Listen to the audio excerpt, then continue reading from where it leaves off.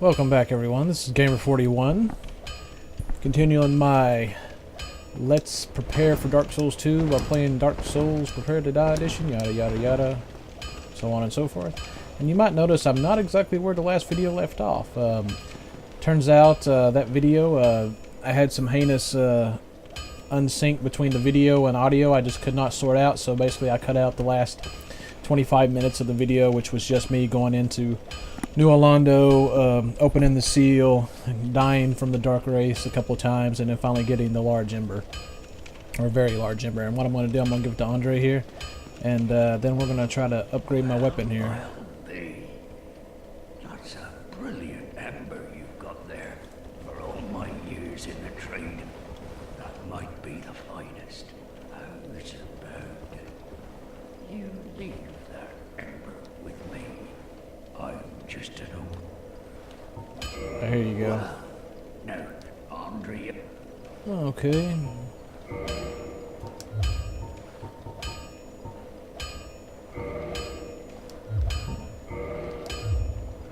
That basically should let me get to plus 15 now. Alright. What we see? But we haven't even got to plus 5 because I believe I need a chunk. Well... yeah, divine, no, I need a large shard. What we see? And I didn't get any shards off the race, unfortunately, so should probably level up a bit.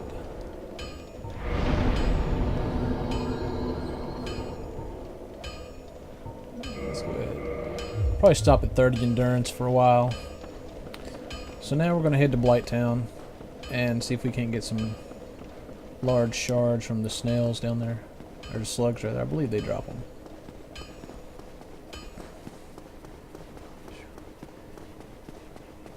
So yeah, this takes place. I'm filming this video on a Monday, so just got done watching The Walking, or not just got done. The other day, watched The Walking Dead. You know, picking back up from the mid-season, and I have to say that first episode was really dumb. I mean, it was just kind of, it was really, really lame. It pretty much happened kind of how it done in the comic. Rick was laying there half dead, and Carl went out and killed some zombies. And thought he was badass, but then he realized that he's still a kid and all this crap. And I still think it's kind of dumb how, like, everybody, you know, Carl especially is blaming Rick for, like, oh, it's all your fault. You did all this. It's all your fault. Everybody died. If I was Rick, I'd been like, fuck you, kid, because it's not. You can't just blame everything on fucking him. I mean, granted, the whole, like, I just want to be a farmer thing was really stupid, but, you know, I just thought that, and then, like, the Michonne part where she, and now they start trying to play up that she was crazy, which they should have been, or not crazy, but she talked to her, you know, ex-boyfriend, or not ex-boyfriend, husband, whatever, and she did not fucking have a kid in the goddamn comic book. I don't know why they fucking put that shit in the fucking show. What, to make her more likable or something? Everybody always fucking likes Michonne. You don't have to add dumbass shit to it for whatever fucking reason, seriously. She never had a kid in the comic. You know, she just pisses me off on the ad crap like in there that they don't fucking need, because the source material is completely fine as it is, but they feel they have to change it for some fucking reason. Michonne was freaking half crazy walking around with two goddamn walkers with no arms and no fucking lower jaws. And yeah, she was freaking nuts. You know, and you have to be kind of nuts if you are in that extreme situation to survive that shit. Let's see. Get prepared. So anyway, I didn't care, and it ended just like I called it. I was like, yeah, by the end of the show, somehow she's going to backtrack and find them within, like, you know, like 2 hours or whatever it fucking was, even though like I think like a day passed. And I get what they was trying to do, like, you know, we're like, you know, why are they even still going on? And it was just because, you know, you want to keep your friends alive, and you just want to do what you know, do everything you can do. Okay, that boy's probably gonna creep up on me. No, I don't know the shortcut. Well, I mean, I know of the shortcut where you kind of flip down, but never practiced getting good at it or even trying it, so I'm just not going to do that. I'll just fall down the normal way. Actually, you know, it's been a while since I've played this, so it's gonna take me a damn second to figure out how to get back down here the normal way. Just pop off here, over here.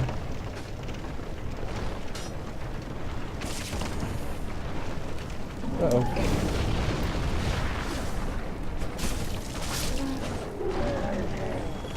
When the fat boys die, yeah, done pile.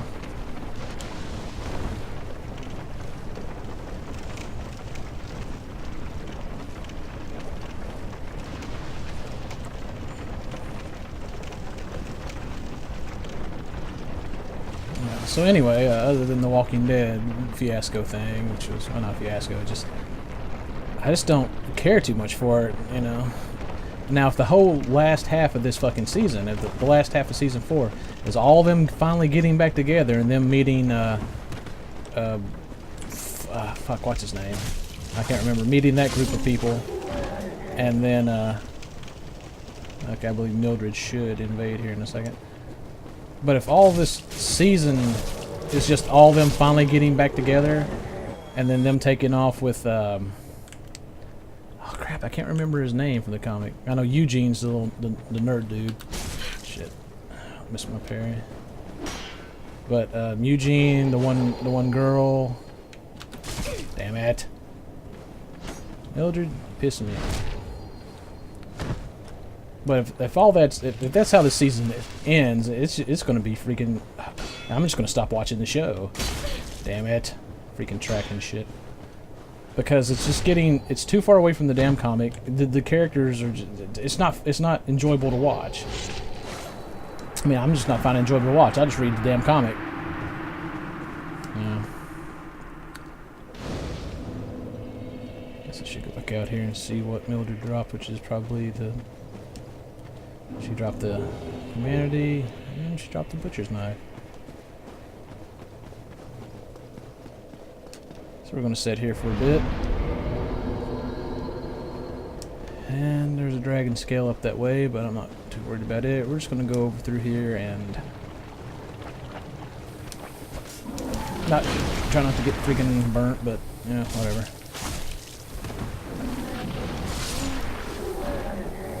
Like I said, it's been a while since I've played down here.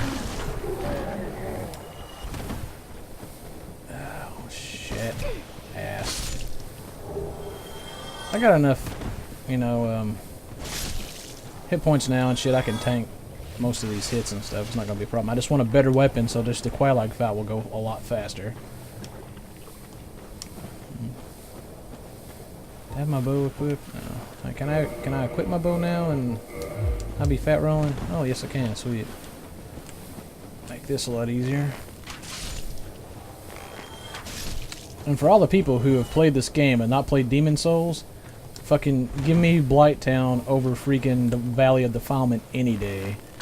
Valley of Defilement, which is from Demon Souls, which is basically essentially the first game of the Soul series. And, you know, it's 100% more shittier than this place ever will be. Probably because you can't skip any of it. I mean, once you get the Master Key, you can pretty much skip the hard shit, which is all that up there, Blighttown, all that. So, Blighttown is a shithole. Granted, if you properly prepare, the Valley of Defilement isn't hard, but you just going into the game blind, it's going to freaking suck ass.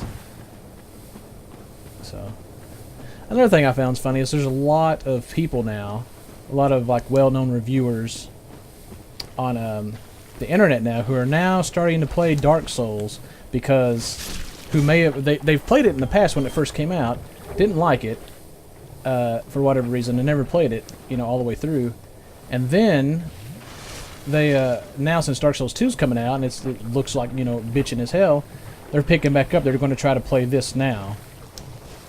And I just think it's funny because they're like, oh, this game is fucking shit, you know, and I can't believe people love it and all this crap. And you know what? I thought this game was shit when I first started playing it. And I freaking absolutely hated a lot of the shit in it. And I was just like, why? You know, why would they have this in a game? So, and sometimes the glowing shit on these guys are kind of hard to see. So, it's just funny to hear them bitch about it, you know, and Of course, some of them that's just their thing, you know. Some of them just hate everything no matter what, and they'll nitpick, and just because that's what they do. Those guys you can't really take offense to because that's what they do. That's how they make their living. So, but I just think it's kind of funny that they do that. Of course, that's me. Whenever Fallout 3 was first announced, I didn't know anything of the Fallout series. I knew it was similar to like the Baldur's Gate, except it was more futuristic, and at the time that wasn't my forte. That wasn't my thing. You know, I wasn't into the whole, you know, like that type of gaming. You know, I was into like a Baldur's Gate style game. You know, give me that shit, I'll play it. Oddly enough, I never got into Arcanium though. I did try to play it, but it was just, oh shit, I got a fuck ton of these dudes following me.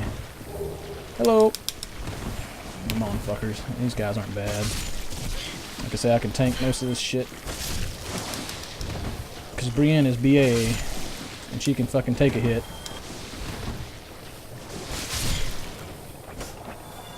There we go. You dropped something. Let me pick it up. Alright. Not bad so far. Quite a few shards here. But as I was saying, I mean, these guys are like, you know, going on about it, trying to, you know, play it. They did say it from the people like Epic Name Bro and Vidi. They're saying that it is much more approachable as opposed to as far as like, this is what you do, this is what the overall goal is. I mean, in this game they drop you in and you talk to Crest Bro and it's like, you know, they tell you this like, oh yeah, you're the chosen undead.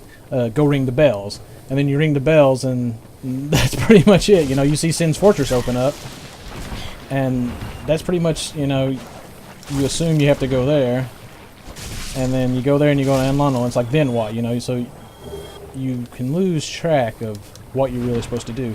So basically, you know, of course, one of the Japanese guys said, and I'm sorry I forget his name, but he said the game was more accessible, not meaning that the game was going to be any easier, meant more accessible as in you're going to know. It's going to be more obvious on what your story is and what you're supposed to be doing. The story isn't going to be as vague in this. Like hell, half the stuff I find, I don't read the item descriptions in it, and that's where a lot of the lore and where you can piece things together comes from. So.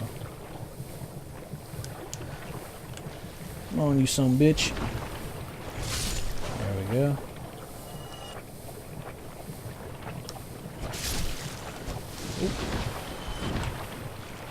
Oh, I ate that. I think that stuff really fucks up your weapons. So I'll probably have a nice little bit of repairing to do, and I believe there's a couple more slimes over here. Slimes. Slugs, I should say. I think it's a pyromancy. Damn it. Uh-oh. Interesting enough, I did a little bit more research on FromSoft, the company who makes Dark Souls and made Demon Souls, and they've made a lot of games. Like these, a couple games I had of theirs I didn't even know they made, and that was like Eternal Ring and Evergrace, which were two launch titles for the PlayStation 2 back in the day, and that was back when I was in the military, and I was the only one on my ship that had ended up with the PlayStation 2. And those were like, I bought those two games, Eternal Rings, Evergrace, and Tekken Tag were the first 3 games I bought for that. And of course I didn't like those games very much because they weren't very. Okay, hell, it's been forever since I played those games, but Tekken Tag's pretty straightforward. You know, it was an arcade game, but the other two didn't really like so well because I think Eternal Ring was similar to Kingsfield, which was another series that the FromSoft did make. And I actually watched a playthrough of Kingsfield, which would be the American's Kingsfield, but it would be the Japanese Kingsfield 2, because the original Japanese Kingsfield wasn't released over here. But the last boss in that game does have a Moonlight Sword in, and that's like your main goal is to find it. And the last boss that you fight is a one-eyed dragon. And if you play this game, Callum meets a one-eyed dragon, and there's a one-eyed dragon featured promptly in the trailer for, let's see, how many of those? Let's see how many more shards I got there. I got 4. I'll do one more run, then we'll head back up to Andre. So it was interesting to see that they keep a lot of the similarities in their games, much like Blizzard does. You know, they'll have like little kickbacks to their other games and stuff like that. And even in the one games I mentioned, Eternal Ring and Evergrace, the Moonlight Sword was, I think, in both of them or in one of them as well. It was something that you could actually get. And I think that's really cool. Not to mention those games. God, I remember renting Kingsfield for the PlayStation. And that game, I was freaking lost. Seriously, those were one of the games I rented for like a month straight. And after the 5 days, I'd take that shit back and then rent it again because I was like determined to figure out what the damn game was about, because it was so cool. Because you was walking around, it was almost like Skyrim. You know, I didn't have access to, you know, a decent computer back then where I could run like the old, you know, Elder Scrolls games or anything like that. And pyromancy stuff. So when I got that, I mean, it was awesome. I didn't. Oh, damn it. So, I mean, it was neat. I mean, in that game, you could sprint, and when you did, if anything hit you while you were sprinting, you took extra damage. So, at the beginning of the game, this shit would just one-shot you, and I didn't really understand why. So, but once you got into the game, and you started leveling up your character and stuff, it was just so satisfying to finally be like, wow, I figured this out.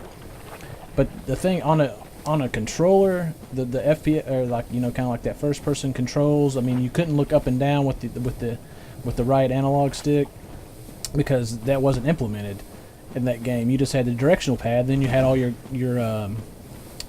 shoulder buttons. You had your triggers and your bumpers to actually to look up and down with. And it was so slow turning in that game. If you know, you go look for like a video of it on YouTube, see how slow you turn in that game. You can move forward and backwards fairly fast, but when it came to turning, man, it was just like, God. Like he was walking around in molasses with freaking concrete shoes on, you know? It's like fucking so damn slow. I like the bow. I actually do need to upgrade this bow a bit. Let's take these guys out of rings like this. Yeah, use the sword. Brienne didn't really use a bow. Oops.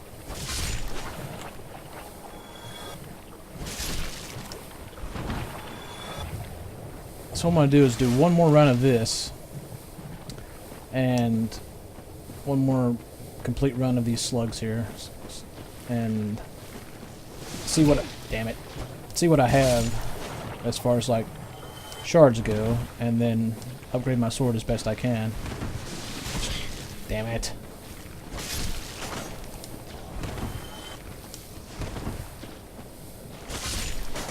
Need to stop being lazy and actually start dodging shit. I want to develop bad habits before Dark Souls 2 comes out. And in that game, they say the lock-on system is changed. I mean, here, when you lock onto something, your moves will definitely track to that target, but not so in Dark Souls 2. I mean, they say that you'll actually have to aim for to actually hit your targets with your. Oh, damn it! I swore I dodged that motherfucker.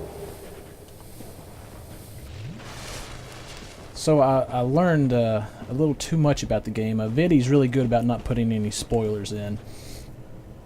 But I watched Ouroboros Ninja on his thing, and he fucking spoiled the shit out of everything. I had to stop watching a couple minutes in. Of course, he did give you the big spoiler and warning thing at the beginning, so it's my own fault. I'm not blaming him. But he actually told some stuff about some of the stats that had changed, and also a lot of the footage that's being shown, you don't really see the UI, and he said the UI has been completely redone, and he says a lot better. So I guess they took that into the account whenever people were talking about it in the beta, or maybe they just didn't have it done and they just kind of put in a makeshift, you know, one just as a filler. Damn it! All right, just a couple more. And he also said that the resistance stat that the people were talking about in the beta, resistance actually upped your defense and everything, and it was a stat that actually became useful. He said that they now folded that back into agility, so agility will actually up your, I guess, defenses and stuff as well. And that's kind of cool, you know. I hate for them that just, you know, they have so many stats and all of them are really, really good, and it's like you want to put something in everything.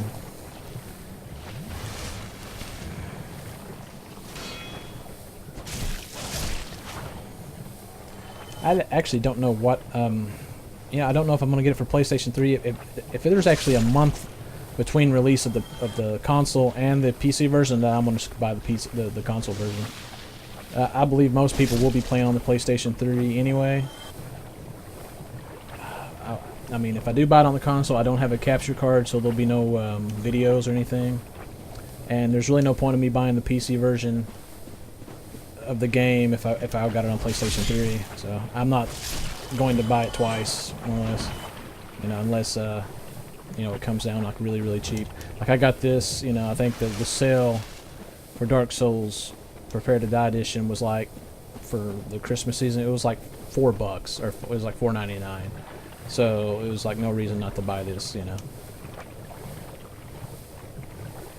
Alright. That was all the slugs there. No, okay, I was thinking there was a treasure chest up there and it's just a it's just a plank shield and the twin humanities that are up that way. I don't know what this is. Here what? Alright, well, what we're going to do here... I know this video's probably been really, really boring. Just me running around the swamp getting some shards. I believe I got 6 now. I think it takes 9 to get it to plus 10. I believe it is 9.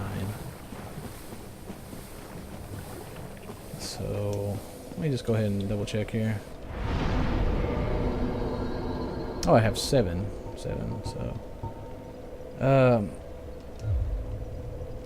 Okay, well, I'm gonna cut this one here, and I'm gonna go farm a little bit, and then when we come back, we'll run up to Andre and upgrade my sword to plus 10, and then we'll go take on Qualag.